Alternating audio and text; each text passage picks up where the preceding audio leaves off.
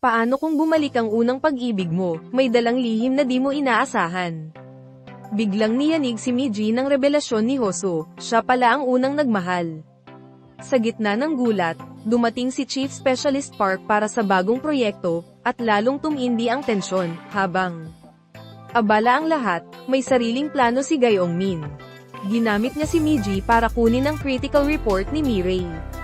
Dahil sa pressure, napilitang lumapit si Miji kay Tae, pero si Hoso ang sumulpot, malamig at tila may tinatago, hindi. Nakinaya ni Miji ang sakit.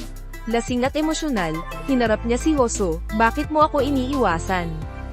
Bakit parang wala tayong pinagsamahan, kung bawat tingin mo, may ibig sabihin, samantala, unti-unting lumalalim ang koneksyon ni Mirai at Sejin.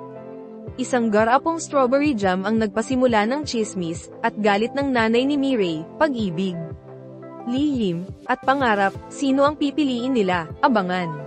Ang kasunod na yugto.